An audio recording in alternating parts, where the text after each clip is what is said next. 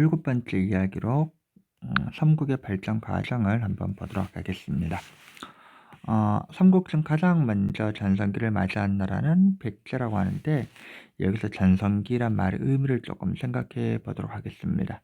전성기는 그 나라가 땅을 가장 많이 넓힌 시대를 이야기합니다. 다시 말해 고구려, 백제, 신라 중 땅이 가장 넓었던 나라는 고구려인데, 백제나 신라의 전성기라고 해도 고구려 땅의 절반에도 미치지 못했대요. 전성기란 말은 그 나라가 가장 넓은 땅을 가졌을 때라고 생각해주면 좋고요. 또 그 나라는 각각 그때 전성기 한강을 차지합니다. 그래서 각 나라의 전성기는 그 나라에서 땅을 가장 많이 넓힌 시기이면서 한강을 차지한 시대입니다. 한강이 여기서 굉장히 중요한데요. 우리나라로 보면 그 당시 중국이 더 문화적으로 앞서가던 나라였죠. 그래서 한강을 차지해야만이 중국으로부터 직접 교류하는 것이 교류가 가능했기 때문에 한강 일대를 차지하는 것이 그만큼 더 중요했다고 합니다. 그래서 삼국은 한강을 차지하기 위해 정말 많이 싸우게 됩니다. 삼국 중 한강을 가장 먼저 차지한 나라는 바로 백제입니다. 그야 당연한 것처럼 원조가 한강 유역에 나라를 세웠기 때문이죠. 그런데 근초고왕 때 남해안 지역으로 땅을 넓히기 시작하고 가야에도 영향을 미치기 시작했어요. 또 고구려까지 공격하여 지금의 항해도 일부 지역까지 차지하게 됩니다. 역사책에 의하면 이때 중국의 요서지방에까지 진출했다고 하는데요. 요서지방은 고구려 너머 있는 중국 땅입니다. 즉 근초광의 백제는 중국에도 자신들의 땅을 만들었다고 하는 거죠. 지금 중국의 백제방, 그 당시 중국의 백제방 같은 것들이 있었다고 하네요. 그래서 일본에도 백제 땅을 만들었는데 정말 대단한 것 같아요. 그래서 우리나라를 넘어서 중국, 일본에까지 백제 땅을 만들었던 것이 바로 이 시기입니다. 이 시기에는 일본에 이거를 보내는데, 이게 그 유명한 칠제도입니다. 백제 왕세자가 왕이 아니라 왕세자예요. 일본의 왕을 위해서 만든 칼입니다. 자, 보통 왕세자라면은 직급이 왕세자한테 줘야 되는데, 왕세자가 그 나라의 왕한테 좋다면 그 나라의 왕세자랑 일본의 왕이, 그러니까 일본의 왕 정도, 그러니까 백제 왕, 일본의 왕은 그 백제한테 이렇게 굽신거렸다, 백제 밑에 있었다, 백제의 영향을 받고 있었다라는 의미가 되는 거죠. 그래서 근초고왕 때는 그만큼 백제의 힘이 셌다는 것을 알 수 있는 겁니다. 자, 백제 근초고왕 시기가 끝나면서 고구려에는 강개토 대왕이 나타나는데, 우리나라 왕은 보통 왕으로 끝나시면은 대왕이란 말이 어울리는 사람이 2명 있습니다. 그 사람 누구냐 하면 바로 세종대왕과 강개토대왕입니다. 세종대왕은 문화적으로 큰일을 했다면 강개토대왕은 영토를 가장 넓힌 왕입니다. 근데 강개토대왕은 19살에 시작을 해서 18년 동안 모든 걸 다 끝냈던 거죠. 그러니까 19살에 시작해서 37살에 이 많은 땅을 다 넓혔다는 이야기입니다. 사방으로 영토를 넓혔고요. 요동지방까지 진출하는데, 요동지방은 요동반도의 동쪽 지역인데 지도에서 보면 북한으로 중국 땅의 한쪽으로 딱 바로 튀어나온 부분입니다. 근데 그 일대를 장악했다는 것은 그 당시 문화의 중심지로 우뚝 섰다는 것을 의미하죠. 그리고 남쪽으로 가서 한강 유역까지 점령하고요. 그리고 중국과 교류를 할 수 있도록 해놓고, 또 일본이 신라를 쳐들어왔을 때 신라가 고구려 구원 요청하거든요. 그때 강개토 대왕이 짠나고 나타나서 신라를 도와주기도 합니다. 이게 뭐냐면 호명 그릇이라고 하는데, 신라를 도와주고 나서 강개토 대왕이 신라한테 줬다는 그릇이에요. 자, 그리고 이 강개토 대왕 하면 이 강개토 대왕 능비를 또 기억해야 되는데, 강개토 대왕의 아들이었던 장수왕이 강개토 대왕을 위해서 세운 비석입니다. 요게 요 높이가 가늠이 안 되죠. 이 높이가 안 돼서 여기 성인 한 명 딱 데려갔고, 그림 있는 걸 일부러 이 그림 갖고 왔거든요. 지금은 이게 잘 보호가 돼 있어요. 이 사람이 옛날 사람이니까 약 1.6m 정도라고 볼게요. 그럼 이 사람이 하나, 둘, 셋, 4명 정도 되죠. 그래서 실제 높이가 약 6m 정도라고 그러네요. 그래서 6m 정도 돌에다가 강개토 대왕의 업적이라든지 태어나서 어떻게 지냈는지 쭉 한 자로 다 적어서 이렇게 세워놓은 거고요. 지금 나온 사진은 이렇게 유리관 같은 거 딱 씌워서 보호를 받고 있지만, 이거는 일제강점기 보호받기 전에 있는 사진이죠. 그래서 일부러 성인 한 명 있는 사진 쌤 갖고 왔거든요. 그래서 보면, 강기토 대왕이 이렇게 큰일 냈구나, 이런 대단한 일을 했다는 거 볼 수 있을 거예요. 자, 그런데 강개토 대왕이 뒤를 이은 왕입니다. 강개토 대왕이 37살 일찍 죽었죠. 그 뒤를 이은 왕이 장수왕인데, 장수왕은 어릴 때부터 왕이 되어서 굉장히 오랫동안 70년 동안 즉위를 합니다. 자, 죽을 때 나이가 막 90 몇 살이라고 얘기를 하거든요. 그래서 이 사람 아들한테 바로 왕을 못 주고, 이 사람 아들도 장수왕이 즉위할 때 죽거든요. 그래서 이 사람 아들 손자한테 왕위를 물려주게 돼.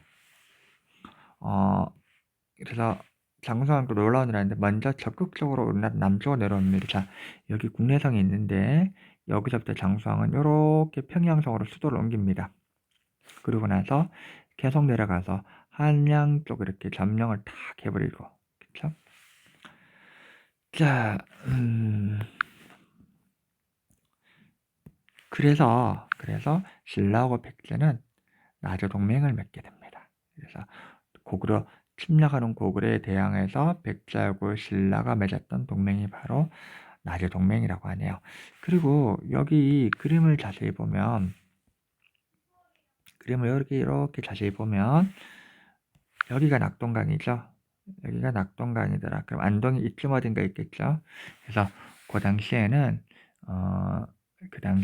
바로 우리 안동 땅도 고구려 땅에 속해 있었다라고 얘기를 하네요. 자, 다시 줄여서 갑니다. 자, 또 가볼게요. 예, 여기 차례네, 그쵸? 자, 신라는 가장 늦게 한강역을 차지하는데요. 장수왕이 491년에 돌아가셨는데, 신라의 지승왕은 437년에 태어나 514년에 돌아갑니다. 장수왕이 돌아가실 때쯤 지승왕이 나타났다는 얘기죠. 고구려는 장수왕이 죽자 힘을 좀 잃게 되는데, 지승왕 그걸 노려서 영역을 강원도 중부까지 진출하고 울릉도를 정복합니다. 울릉도 정복에는 여러 번 알고 있겠지만 조금 재밌는 이야기, 이사부 장군 이야기가 거기 들어있죠. 지승왕의 명령을 받는 이사부 장군 이야기가 있는데, 요 이사부 장군이 울릉도 정복할 때 세웠다는 사자상이 바로 지금 여기 이사부 사자 공원에 지금 이렇게 전시되어 있다 그러네요. 여러분 나중에 한번 가보면 좋을 것 같네요. 자꾸 이쪽으로 넘어가지? 자, 그 이야기 잠깐 여기 있으니까 한번 하고 갈게요. 이사부 장군은 512년에 지금의 강릉인 하술라주의 군주로 있었는데, 지금의 울릉도의 우성국을 정벌할 계획을 했대요. 근데 그 나라 사람들에게 들리는 바로는 사람들이 어리석고 항복받기는 어렵고 속임수를 써서 항복시킬 수밖에 없다 그랬대요. 우성국에 대해서는 몰랐기 때문이죠. 이사부 장군은 나무로 사자를 많이 만들어 전투용 배에 나누어 싣고 그 나라 해안에 가서 거짓말로, 너희들이 만일 항복하지 않으면 이 맹수를 놓아 밟아 죽이겠다라고 했대요. 그랬더니 우상국 사람들이 들어와서 꼭 항복했다고 하네요. 쌤, 이걸 보면 느꼈던 것이, 우상국 사람들은 계속 섬에만 살았죠. 그래서 당시 기술론도 섬 밖에 나오기 힘들었을 거고, 그러니 사자를 볼 기회가 없었겠죠. 결론적으로 이사부 장군이 대단하지만, 한편으로는 그 섬에만 살아야 됐던 우상국 사람들이 좀 불쌍하지 않았을까라는 생각을 해요. 다시 신라에게로 돌아가서, 신라는 한강역을 결국 차지하게 됩니다. 그래서 신라는 중국과 바로 교역을 할 수 있게 되는데, 이건 나중에 신라가 고구려 백제를 통일시키는데 결정적인 영향을 끼치게 되거든요. 신라는 계속 성장을 하게 되는데, 대가야를 정복하기도 하고요. 고구려도 공격하고, 지금 함경도 땅까지 진출하는데요. 요게 이 땅을 확장하고 나서 단양 쪽에서 왔던 단양 적성비입니다. 단양 적성비는 단양 휴게소 뒤쪽에 있는데, 단양 휴게소에 보면 이렇게 휴게소가 여기 있으면 이쪽은 주차장이 있고요. 주차장이 있고 이 뒤쪽으로는 다 산이거든. 이 뒤쪽으로는 다 산인데 이 주차장에서 보면 산성이 이렇게 보여. 그리고 요걸 뒤집어 쓰고 있는 누각이 이렇게 보이거든. 이 누각 안에 얘가 들어있어. 국보로 지정됐기 때문에. 그래서 여러분도 한번 그 휴게소 주차장에서 거기까지 걸어서 올라가도 4, 5분 정도밖에 안 되기 때문에 한 번쯤은 여러분들 가볼만 하지 않을까 생각이 듭니다. 자, 그리고요, 이 기승왕이 한강역을 점령하고 나서 세웠던 그 비가 바로 북한산 순수비인데요. 여기 북한산 순수비 밑에 서울 쪽이 다 보이죠? 그래서 서울이 다 보이는 북한산에 요 비를 세우면서 한강역 점령했던 것들을 자기가 기념했습니다. 근데 지금 원본은 국립중앙박물관에 있다 그러네요. 자, 계속 갈게요. 기승왕이 중요하게 생각해 만든 것이 바로 화랑도도 있네요. 기적의 아들 중에서 글솜씨와 무효솜씨가 뛰어난 사람 화랑과 화랑을 따른 낭도로 이루어져 있는데 이 사람들이 나중 신라가 삼국통일하는 데 큰 영향을 끼친다고 합니다. 자, 이제 가야 이야기를 좀 한번 해볼게요. 가야는 고구려 백제의 신라와 같은 시기에 나라가 세워졌지만 하나의 나라를 만들지 못하고 6개의 나라가 연합체가 됩니다.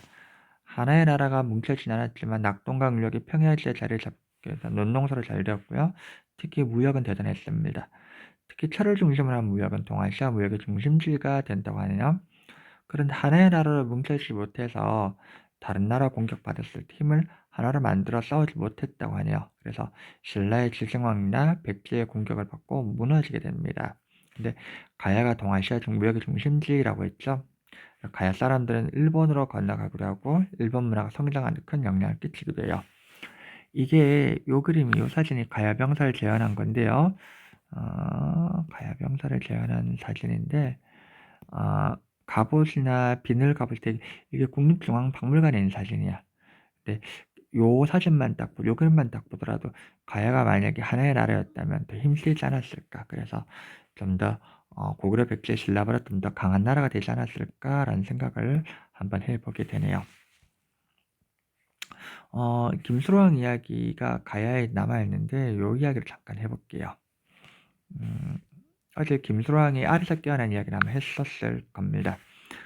알에서 깨어난 김수로왕은 이제 부인을 마시려고 하는데 수로왕이 나라를 세우고 난 뒤에 결혼을 하지 않았대요. 대신들이 결혼을 하도록 여러 번 저축했지만 수로왕은 번번이 거절했습니다. 그러다 어느 날 먼 나라의 한 처녀, 그런데 우리 여기 아유타국이라고 하죠. 지금 인도 어딘가로 얘기합니다. 한 처녀가 많은 신하와 보물을 싣고 남쪽의 백기를 따라 김수로왕에는 가락국에 도착했습니다. 자신은 아유타국의 공주이며 성은 허가의 이름은 항옥인데 아유타국의 왕의 지시에 따라 동해 천도권인 나라의 왕비가 되고자 왔다라고 하네요. 이 탑이 파사사탑인데 허황옥이 올 때 파도의 신을 노염 잠재우기 위해서 가정 그 탑이라고 하네요. 자, 그러자 수로왕은 그녀를 왕비로 삼고 나라를 안정되게 다스렸다고 하네요. 설화에서는 공주가 처음 바다에 나타났을 때나 수로왕을 만나 대화를 했을 때 통역 없이 의사소통을 했다고 하는데요. 그것도 되게 의문이라고 얘기를 하네요. 허황옥 공주는 스스로 아유타국에서 왔는데 실체를 두고 많은 추측이 있다고 하네요. 인도나 태국 쪽에 어디 나라를 추측만 할 뿐이고요. 현재 허황옥은 김해 김씨와 김해 허씨의 시조라고 알려지고 있다고 합니다. 자, 오늘은 여기까지 하고요. 다음 시간에 또 보도록 하겠습니다.